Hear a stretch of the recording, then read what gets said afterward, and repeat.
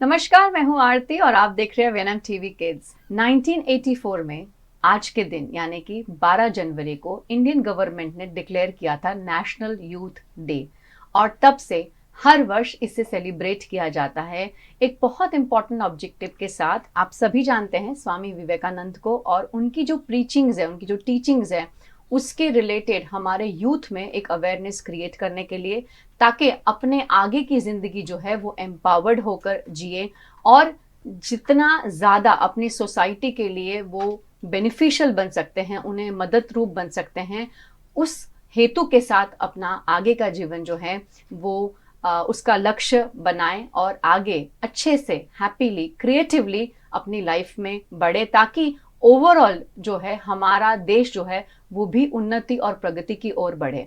तो चलिए आज इस दिवस पर मेरे साथ दो अमेजिंग एक्सपर्ट्स जुड़ रहे हैं। सबसे पहले उनका स्वागत करते हैं। मेरे साथ सबसे पहले एक्सपर्ट जो हैं वो जुड़ रहे हैं डॉक्टर अनूप सिंह छासटिया। सर, आपका बहुत बहुत स्वागत है। अनूप सर पहले भी हमारे साथ जुड़ चुके हैं और मैं आप सभी को बताना चाहती हूँ कि सर एक कंसल्टेंट साइकेट्रिस्ट हैं और पिछले 10 वर्षों से इस फील्ड में अपना योगदान दे रहे हैं। ये एक्सपर्ट हैं डिप्रेशन, एंजाइटी, साइकोसिस और मेंटल इलनेस के जो एडिक्शंस है उसको लेकर ये ट्रीटमेंट्स करते हैं और काफ़ी हद तक जो है सर अपने दिनचर्या में बच्चों से, स्टूडेंट्स से, यंग जनरेशन के साथ जुड़े हुए हैं। सर, आपका बहुत बहुत स्वागत है। Thank you. सर के साथ मेरे जो दूसरे एक्सपर्ट हैं, अब उनको वेलकम करते हैं। ये हैं मिस्टर हेमल मेवाड़ा। सर, आपका भी बहुत बहुत स्वागत है। Thank you. हेमल सर जो हैं ये एक season cyber security and risk management leader हैं। पिछले 25 वर्षों से आईटी इंडस्ट्री के साथ जुड़े हुए हैं और ये हाल ही में आईआईटी रोपर से minor degree in AI pursue कर रहे हैं। सर, आपका भी बहुत बहुत स्वागत है। Thank you. तो चलिए आज बहुत ही इम्पोर्टेंट टॉपिक लेके जुड़े हैं। जैसे हम सभी जानते हैं कि हमारा जो आज का यूथ है वो मेजरली किन चीज़ों से जूझ रहा है, तो सबसे बड़ी बात है वो है मेंटल हेल्थ। जो हम जानते हैं कि बच्चे आज के डिजिटल माध्यम के साथ जितना कनेक्टेड हैं उतना ही सोशल जो हमारा नेटवर्क है, जो सोशलाइजिंग होना चाहिए, फैमिली गैदरिंग्स है, उसके साथ डिसकनेक्टेड है। तो आज जुड़ते हैं हमारे एक्सपर्ट्स के साथ और ये दोनों ही पहलुओं पे बात करने की कोशिश करेंगे। सबसे पहले जुड़ेंगे डॉक्टर अनूप आपसे।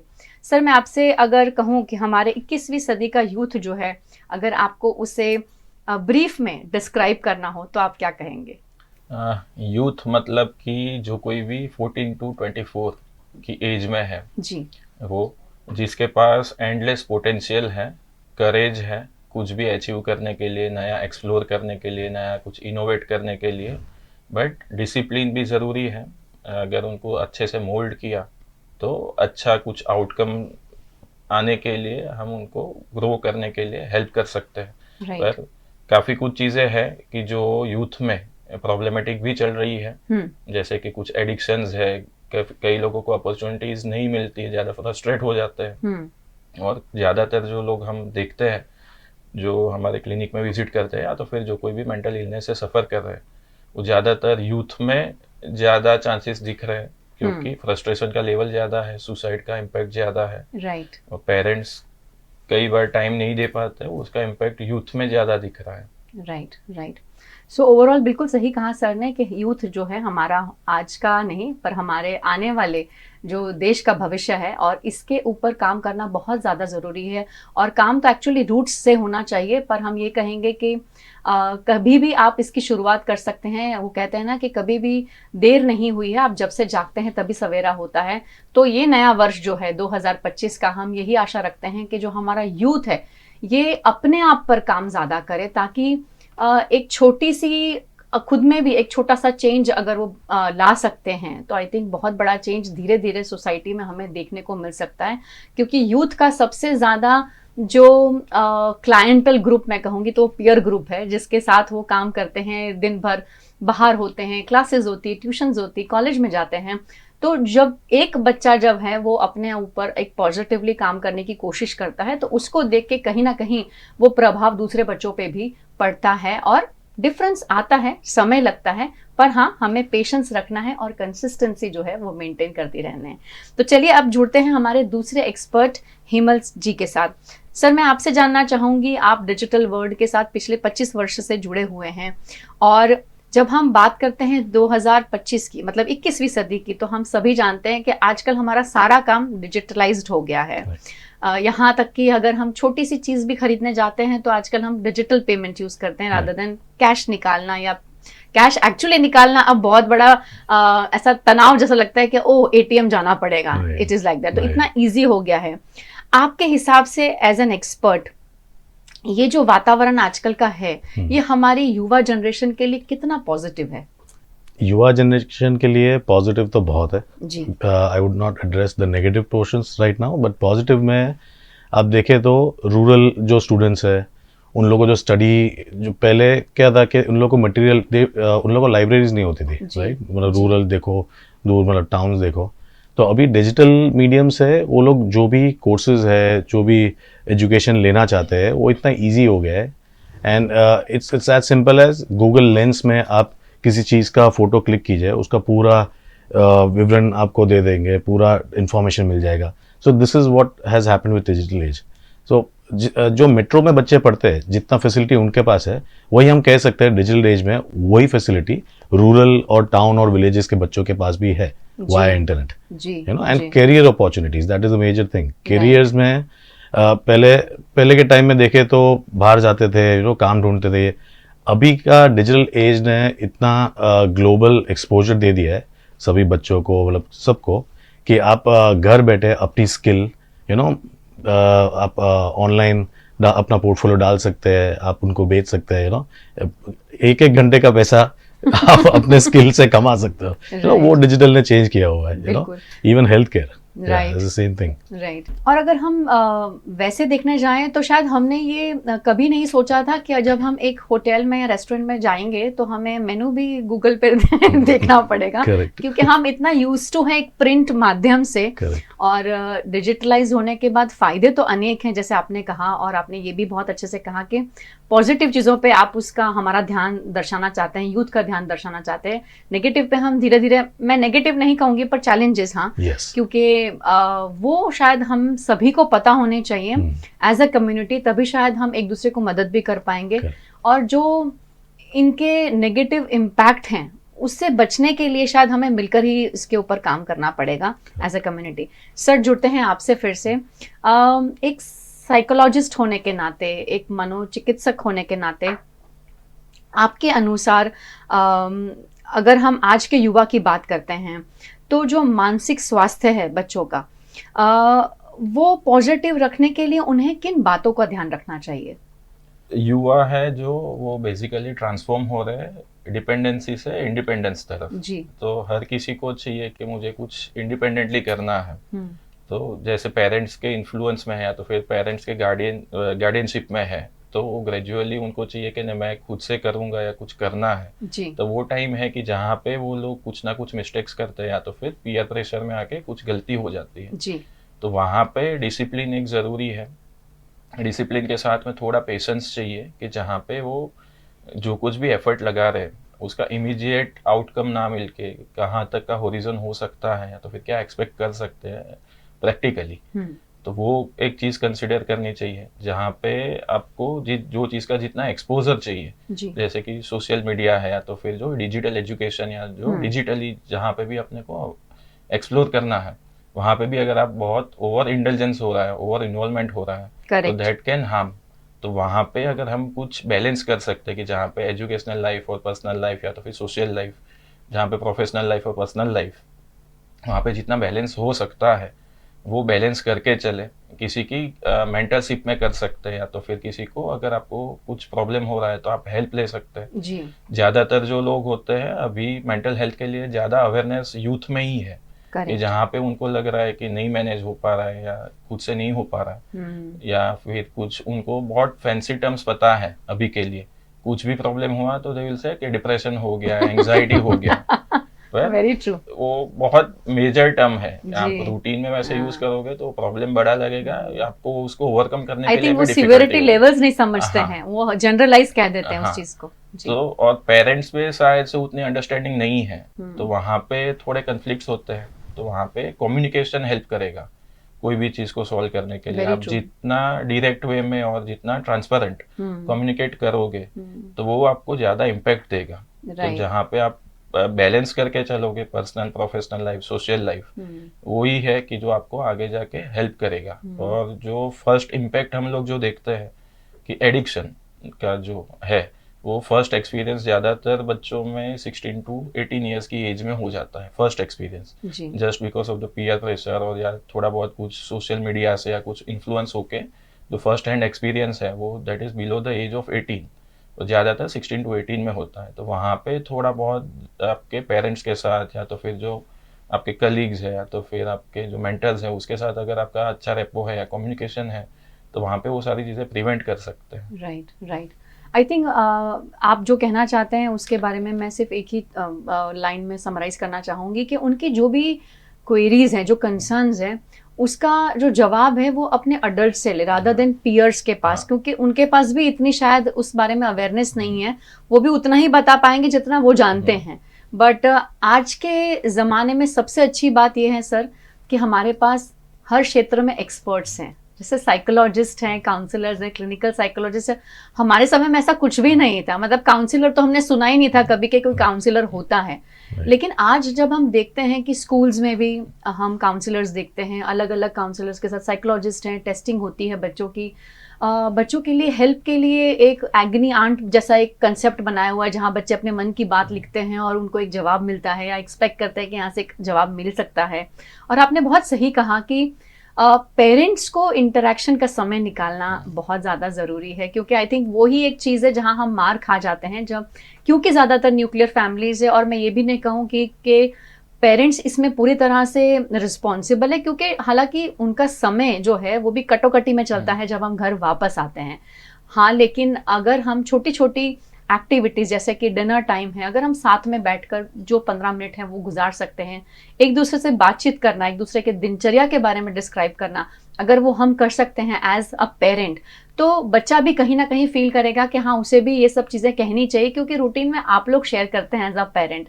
तो बहुत सारी चीज़ें हम ऐसे भी जान पाते हैं जो बच्चों की दिमाग में या उनकी रूटीन लाइफ में चल रही हैं, जिसे कहने में कभी कभी हर बच्चा जो वो एक एडोलेसेंट और टीनेज एज में होता है वो कहने से थोड़ा हिचकिचाता है, पर हमें वो एक स्पेस क्रिएट करना बहुत ज़्यादा ज़रूरी है। सर, जुड़ेंगे आपके साथ। एआई, आर्टिफिशियल इंटेलिजेंस इतना ज़्यादा चर्चा में है आजकल, और आप जिसे मैं जब आजकल के बच्चों को देखती हूँ, यूथ को स्पेशली, हर किसी को एआई करना है, हर किसी को आर्टिफिशियल इंटेलिजेंस में आगे बढ़ना है, किसी को डेटा साइंस करना है।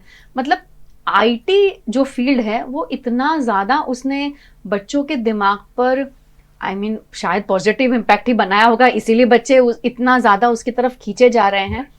पर ये जो टूल्स हैं, आई एम श्योर उसे किसी हेतु से बनाया है, किसी ऑब्जेक्टिव के साथ बनाया है, और अच्छे ऑब्जेक्टिव से ही बनाया होगा। आज की जनरेशन जब आप देखते हैं, आप खुद भी इसको महसूस करते होंगे कि कई बार इसका गलत मिसयूज भी हो रहा है, इसका गलत यूज भी हो रहा है।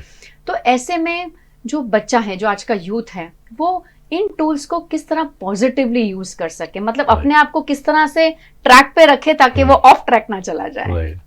So, ये बहुत इंपॉर्टेंट बात है। AI इज बीइंग वायरल, सभी लोग AI यूज कर रहे हैं, एंड बहुत यूथ तो ऐसा भी मानने लगे हैं कि AI will replace people, but that is not the case.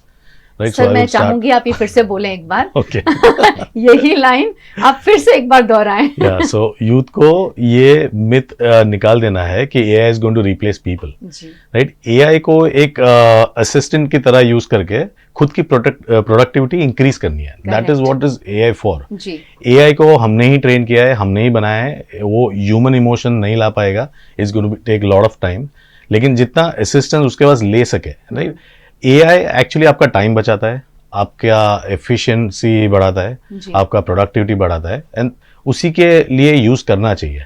AI मतलब वो जैसा गूगल आपको सारे जवाब दे रहा है, राइट। अगर बच्चे को कुछ जानना हो, गूगल को पूछा, गूगल ने जवाब दे दिया। करेक्ट। AI भी ऐसे ही जवाब देता है, लेकिन आपको फैक्ट चेक करना बहुत जरूरी है, क्योंकि AI जो भी इंफॉर्मेशन दे रहा है, it is pre feeded, it is coming from the internet, और इंटरनेट में बहुत सारे लोगों ने बहुत सारा डेटा फीड किया हुआ है, सो आपको फैक्ट चेक करना बहुत ज़रूरी है। जो इन्फॉर्मेशन आ रही है, आपको अपना क्रिटिकल थिंकिंग, कॉग्निटिव थिंकिंग बरकरार रखना है, आपका सोच समझ के साथ एआई यूज करना है। एआई को एज अ वेपन यूज करो to make yourself efficient, it's like an assistive learning. AI एक बहुत बड़ा वेपन है, आप उससे बहुत आगे जा सकते हो, राइट। एंड एआई अभी डेवलप हो रहा है, जैसे slowly there lot of things के बहुत गलत भी हो जाता है एआई में। बहुत सारे न्यूज़ हम देख चुके हैं जो बहुत गलत हो चुका है, लेकिन वैसा होगा, हर एक चीज़ फुल प्रूफ नहीं होती है, राइट। सो उसको कैसे यूज़ करना, वो यूथ को जानना है, वो सबको मिलके समझाना भी है कि किस तरह से एआई को यूज़ करके आगे बढ़ना। It's going to save time, it's going to make you earn more for sure, it's going to make you more efficient. So उसी पे फोकस करना है। आई थिंक आपने बहुत सही बात बताई कि वो आपका असिस्टेंट है। हम उसको अपना किंग बना के नहीं चल सकते हैं। और आपने दूसरी बात जो बहुत अच्छी कही कि वो जो हमें चीजें देते हैं उसे हमें चेक करना है वापस से। हमें उसकी आपने कहा कि उसका फैक्ट चेक करना बहुत ज्यादा जरूरी है, ब्लाइंडली उसे फॉलो नहीं करना है, राइट। और यही बात शायद आज के यूथ को जाननी जरूरी है। और एक्चुअली जब आप जैसे एक्सपर्ट्स बोलते हैं तो शायद फर्क भी पड़ता है सर, क्योंकि माँ बाप को अक्सर गिना जाता है कि उन्हें कुछ नहीं पता है, क्योंकि यूथ को वो एज ग्रुप ऐसा है जब उन्हें लगता है कि मम्मा पापा आपको कुछ नहीं पता है, हमारे कंप्यूटर टीचर ने ऐसा बोला है या चैट जीपीटी ऐसे बोलता है। तो आई थिंक जब आप एक्सपर्ट्स ऐसी बात करते हैं तो शायद यूथ जो है वो कहीं ना कहीं समझने की कोशिश करेगा। और जहां आज हम उसके रिलेटेड नेगेटिव चीजें सुन रहे हैं, आई थिंक कहीं ना कहीं वो बहुत डिस्टर्बिंग है। हालांकि हमारे भारत में अभी तक ऐसे कोई सिचुएशंस या हमने ऐसा नहीं देखा है कि यहाँ हो रहा है। ज्यादातर केसेस जो हम नेगेटिव देख रहे हैं वो बाहर देख रहे हैं कि भाई गलत तरीके से यूज हो रहा है। हो तो यहाँ भी रहा होगा, शायद दिख नहीं रहा है टीवी पर या न्यूज में सुनाई नहीं दे रहा है। बट ये जानना बहुत ज्यादा जरूरी है कि जो एआई है यानी आर्टिफिशियल इंटेलिजेंस है वो हमें कभी रिप्लेस नहीं कर पाएगी। अगर करेगी भी, सर ने कहा, तो बहुत समय है अभी भी। शायद हम जैसे जो इमोशंस है उसमें अभी नहीं है, तो आई थिंक हमें उसे जो हमारे अंदर है उसे भी बरकरार रखना बहुत ज्यादा जरूरी है। तो अगर हम उसका यूज नहीं करेंगे तो कहीं ना कहीं वो भी धीरे धीरे खत्म होता जाएगा। तो एज अ यूथ जो है, हम जो युवा पीढ़ी है वो आई एम श्योर ये सब सुन रही है। और अगर आपको लगता है कि आपके कोई भी प्रश्न है तो आप नीचे चैट में जरूर लिखिए और हम तक पहुंचने की कोशिश करें। सर आपसे वापस जुड़ेंगे और जानना चाहेंगे कि आज का जो समय है आप जानते हैं कि बहुत कॉम्पिटिटिव है। जैसे आपने पहले भी कहा कि बच्चे बहुत आसानी से स्ट्रेस, डिप्रेशन ऐसे सब शब्द यूज करते हैं, पर एक्चुअली कहीं केसेस में है जहां पर हो भी रहा है। ऐसे में अपनी मानसिक जो स्वास्थ्य है बच्चा, वो किस तरह से पॉजिटिव रखने की कोशिश करे। आई एम श्योर जब हम बोलते हैं, आपके पास भी कोई आता होगा, बच्चा ट्राई बहुत करता है लेकिन उसमें उसे कोलैबोरेटिव हेल्प की जरूरत होती है, फिर वो चाहे पेरेंट हो या एजुकेटर्स हो। तो ऐसे में पेरेंट, अभिभावक और शिक्षक, ये दोनों किस तरह से मदद रूप बन सकते हैं? यूथ के लिए वही दो लोग हैं, पेरेंट्स एंड द गार्डियंस, या तो फिर जो एजुकेटर्स है वो जी। उनके साथ उनका कांटेक्ट बहुत ज़्यादा और ज़्यादा टाइम के लिए होता है और इन्फ्लुएंस भी उनसे होता है। अगर उनके टीचर ने कुछ बोला कि हाँ ऐसा करना है, तो शायद से ऐसा होगा कि उनके पेरेंट्स ने बोला होगा तो भी नहीं सुनेंगे, पर उनके टीचर ने बोला है तो शायद से वो लोग करेंगे। बिल्कुल। तो वहाँ पे है कि जहाँ की अगर एजुकेटर के बारे में बात करें तो उनका रोल है कि उनको ग्रुप एक्टिविटीज़ में इन्वॉल्व करना।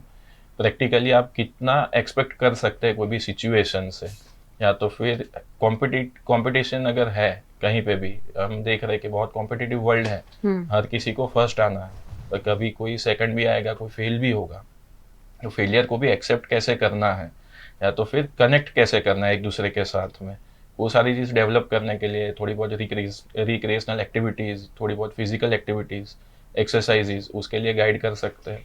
उनके थिंकिंग पैटर्न को चेंज करने के लिए ग्रेजुअली उनको एक्सपोज कर सकते हैं सर्टेन सिचुएशन के साथ, कि जहाँ पे उनको हाइपोथेटिकल सिचुएशंस दी है कि ऐसी अगर सिचुएशन हुई तो आपको क्या रिएक्ट करना है या क्या कर सकते हैं। जो रियल लाइफ एग्जाम्पल्स है वो उनके साथ एक्सप्लेन कर सकते हैं, तो फिर एक्नॉलेज कर सकते हैं। और पेरेंट्स का रोल है कि अगर बच्चे को पूछना है कि उसका दिन कैसा गया जी, at the end of the day at least आपने 15-20 मिनट्स कम से कम साथ में स्पेंड करिए, कि जहाँ पे आपके पास कोई भी डिजिटल गैजेट नहीं है और आप एक दूसरे के साथ ह्यूमन कनेक्ट कर रहे हैं। राइट। तो जहाँ पे आप चांस दे रहे हो बच्चे को भी कि अगर उसके साथ भी कुछ नहीं अच्छा हुआ या दिन अच्छा नहीं गया तो वो अपने पेरेंट्स के साथ कम्युनिकेट कर सकता है, या कुछ नया सीखा उसने तो वो अपने पेरेंट्स के साथ डिस्कस कर सकता है। तो ग्रेजुअल कम्युनिकेशन डेवलप करने के लिए का एक फेज है कि जहाँ पे आप आपके पेरेंट्स के साथ ओपन होके अगर डिस्कस कर रहे हैं तो आगे चल के अगर कुछ भी प्रॉब्लम आया तो आप उनकी हेल्प मांगने के लिए भी हेजिटेट नहीं करोगे। राइट। पेरेंट्स ऑलवेज रहेंगे उनके पास कि कुछ भी प्रॉब्लम हुआ तो eight the end of the day parents तो है ही, पर कई बार हेजिटेशन होता है, पेरेंट्स को नहीं बोल पाते। कई चीज़ें ऐसी होती है कि उनको लगता है कि पेरेंट्स को बोलेंगे तो वो नहीं समझेंगे, पर वो बेसिक रेपो नहीं डेवलप हो पाता है पेरेंट्स के साथ भी, in spite of living together for a longer period of time, तो भी वो रेपो नहीं डेवलप हो पा रहा है। तो उसकी वजह से कम्युनिकेशन में काफ़ी ब्रीचेस है। तो घर पे भी फैमिली के साथ कुछ ग्रुप एक्टिविटी हो गई, या तो फिर विदाउट एनी गैजेट, या डिनर टाइम हो गया, या तो फिर otherwise at least once a week एक दिन ऐसा होना चाहिए कि जहाँ पे आप एटलीस्ट एट अ स्ट्रेच 5-6 घंटे एक साथ में स्पेंड कर रहे हैं। वैसा है तो आपका जो कुछ भी स्ट्रेसफुल जो कुछ भी चल रही है लाइफ, वो सारी चीज़ें डिस्कस हो सकती है, कुछ आपको प्रैक्टिकल सॉल्यूशन मिल सकता है, आपको एक एक्नॉलेजमेंट रहेगा कि हाँ मेरे साथ कोई खड़ा है जी। जैसे भी सिचुएशन आएगी मैं इनके साथ डिस्कस कर सकता हूँ। Correct correct. आई थिंक बहुत इंपॉर्टेंट बात आपने जो कही सर कि एज अ फैमिली हमें जब हम साथ में हैं तो हमें ये मेक श्योर करना है कि हम खुद भी गैजेट्स यूज़ नहीं कर रहे हैं, क्योंकि हम बच्चों को कहेंगे तो बच्चे बोलने से तो नहीं सुनते हैं, देखने से ज़्यादा आई थिंक वो इमिटेट करने की कोशिश करते हैं। और जब बच्चे देखते हैं कि भाई ये समय है जहाँ मम्मी पापा साथ हैं लेकिन वो साथ बैठ के बातें कर रहे हैं पर वो अपने अपने फ़ोन पर नहीं हैं, तो आई थिंक वो एक स्ट्रॉन्ग मैसेज बच्चे को जाता है कि जब हम साथ हैं तब गैजेट्स का वहाँ पर कोई काम नहीं है, बैठकर अपने मन की बातें, आई थिंक अपना दिनचर्या जो एक रूटीन है सर अगर वो डेवलप हो जाता है बच्चों का और पेरेंट्स का, तो वो खुद ही इतनी अच्छी एक शेयरिंग सेशन बन जाता है और उसी से धीरे धीरे बहुत सारी चीज़ें निकल के बात आती हैं। और जहाँ आपने बात कही कि डेली रूटीन शेयर करने की, आई थिंक कई बार ऐसा होता है ना कि हम पेरेंट्स बहुत वल्नरेबल फील करते हैं बट हम बताते नहीं हैं, और हम ये एक्सपेक्ट करते हैं कि बच्चा जब है उस फेज में तो हमें बताए। मुझे लगता है कहीं ना कहीं हमें भी बताना ज़रूरी है, क्योंकि बच्चे के सामने जब आप एज अ पेरेंट नहीं एक्सप्रेस कर सकते हो कि आज आप तकलीफ़ में हैं या आज आप अच्छा फील नहीं कर रहे हैं, अनकंफर्टेबल हैं, वो एक नॉर्मल चीज़ तभी बन जाएगी जब आपकी शेयरिंग होगी और बच्चा उसे महसूस करेगा। आई थिंक तब बच्चा ज़्यादा खुलकर उस बात को एक्सप्रेस कर पाएगा। तो कहीं ना कहीं पेरेंट्स को भी खुलना बहुत ज़्यादा ज़रूरी है, तो शायद वो बच्चे से एक्सपेक्ट करने की ज़रूरत नहीं, बच्चा अपने आप ही वो चीज़ें शेयर करने की कोशिश करेगा। थैंक यू सर आपसे, और अब आपसे जुड़ेंगे हेमल सर। बहुत इंपॉर्टेंट क्वेश्चन है जो आपने ऑलरेडी मुझे पहले वाले प्रश्न में उसका एक लाइन में जवाब दिया, but still I would like to ask you again. Artificial intelligence के जो ये या कोई भी डिजिटल माध्यम के जो टूल्स हमारे अच्छे के लिए, हमारी ग्रोथ के लिए, हमारे डेवलपमेंट के लिए बनाए हैं, हमारी अवेयरनेस के लिए बनाए हैं, ऐसे समय में आजकल ये भी आप देखते हैं कि जब हमें स्कूल में ऐसे राइटिंग कॉम्पिटिशन्स हैं या अगर ग्रुप प्रोजेक्ट्स हैं और वहाँ पर आपको कुछ प्रेजेंट करना है, तो पहले हम बैठ के लिखा करते थे, हम सोचते थे, वो अब नहीं दिखता है, वो सीधा चैट जीपीटी को पूछा जाता है और वहाँ से रेडीमेड स्क्रिप्ट आ जाती है। तो आई थिंक वो कहीं ना कहीं हमारे अंदर की जो सोचने की, समझने की जो क्रिएटिविटी है उसको मार रहा है। तो क्या ये सही है? नहीं, ये एकदम सही है। वो पहला प्रश्न है। और अगर हम अपने अंदर की जो क्रिएटिविटी है उसको हम वैसे ही जागरूक रखना चाहते हैं और हम चाहते हैं कि हम मेंटली जो है वो अपने आप को एआई टूल्स के हवाले ना कर दें, तो ऐसे में हमारे युवा को किन बातों का ध्यान रखना चाहिए? So, आपने बहुत अच्छा सा पॉइंट रेज किया है। मैं आपको एक छोटा सा एग्जांपल से चालू करूंगा जी। जैसे मोबाइल नहीं था राइट पहले, तो हमें नहीं तो मोस्ट ऑफ सारे फ्रेंड्स फैमिली के नंबर्स याद रहते थे। एग्जैक्टली, वेरी ट्रू, बिल्कुल। जैसे मोबाइल आ गया, डिक्शनरी आ गई, now you are lazy enough to learn those numbers, तो आप याद नहीं रख पाते हो राइट। यही चीज एआई में हो रही है। अगर आपको ऐसे दिया है, आप खुद वो ऐसे को प्रिपेयर नहीं कर रहे हो, अपने थॉट्स नहीं डाल रहे हो, अपने क्रिएटिव थिंकिंग पे काम नहीं कर रहे हो और सीधा चैट जीपीटी को पूछ रहे हो कि भाई ये सब्जेक्ट है, इस पे ऐसे लिख के दे दो, वो तो दे देगा right, but that's not your thoughts right. So मेरा पहला कहने का मतलब, पहले जो क्वेश्चन में आपको बोला वही करना है कि आप अपने थॉट्स डालिए, एक ऐसे लिखिए, एंड देन आप उसको फाइन ट्यूनिंग एआई में करिए। राइट। जहां एआई आपको बताएगा कि कौन से पॉइंट्स आपको अंदर ऐसे में रखने चाहिए थे, व्हाई इज इट इम्पोर्टेंट, वो take it as an assistive platform, not as वो अपना होमवर्क उसके पास मत करवाइए। करेक्ट। अपना होमवर्क आप कीजिए, लेकिन उसको एफिशिएंटली और अच्छा प्रोडक्टिविटी मतलब अच्छा ऐसे में अच्छे पॉइंट्स डालने के लिए आप एआई की मदद ले सकते हो। Correct. You know that's how, जैसे रियल लाइफ में भी, ये तो स्कूल की बात हुई कि ऐसे रियल लाइफ में भी आप सोचो कि कंप्यूटर प्रोग्रामर्स को अभी कोड लिखना है, तो कोड तो चैट जीपीटी भी लिख के देता है, राइट, बट लेकिन उसको फिक्स मैथमेटिकल कैलकुलेशन है कि ये इनपुट है, इतना प्रोसेस करना है और इतना आउटपुट चाहिए, और वो अपना कोड लिख के दे देगा। लेकिन जो फंक्शंस है, जो फीचर्स है, जो आपको स्क्रिप्ट में दी हुई है, जो स्कोप में डिफाइन की हुई है, जैसे कहीं आप जॉब करते हो आपको एक स्कोप दिया जाता है कि ये स्कोप में input and output of course important है, जो चैट जीपीटी ऑटोमेटिक दे देगा, लेकिन स्कोप में सारे पैरामीटर्स को कंसिडर नहीं करेगा जिसके लिए आप हो। यू नो आपकी जो क्रिटिकल थिंकिंग है, आपकी क्रिएटिविटी है, वहां काम लगती है। तो same it goes for youth है, जो यूथ अभी आगे जाके काम भी करेंगे, उनको एआई टूल्स को एज एन असिस्टेंट यूज करना है, ना कि पूरा काम उनके पास करवाना है। That is where everything goes wrong. You know जैसे फोन नंबर्स आप याद, अगर फोन नंबर्स आप अपना डिक्शनरी में से डिलीट कर दो, आपको परेशानी होगी फॉर सम टाइम, लेकिन आफ्टर अ व्हाइल आपको याद रहने लगेगा। यू नो सो असिस्टेंट की तरह यूज कीजिए। मोबाइल भी असिस्टेंट है ही आपका, जो अभी आप उस पर डिपेंडेंट हो। You can not be dependent on AI completely, because AI यही चीज है जो बोल रहे हैं कि एआई टेक ओवर करेगा। वो तभी टेक ओवर कर पाएगा इफ आप पूरा ही डिपेंडेंट हो जाओ एआई पे, तो डेफिनेटली एआई टेक ओवर कर लेगा। आपकी खुद की thinking ability would just be nil at some point of time. आप 10 साल एक चैट जीपीटी गुजार लिया, सब कुछ चैट जीपीटी करके दे रहा है। आप सोचो जब चैट जीपीटी नहीं होगा, या if there is any miscalculation by the AI, कुछ बड़ा सा सीन हो गया, where would your cognitive thinking go? Correct. आपका सोच, आपकी समझ को क्या होगा? यू नो उस पर ज्यादा फोकस करने की जरूरत है। You can not be dependent on AI completely. Use AI as a tool that may make your job more efficient. Right.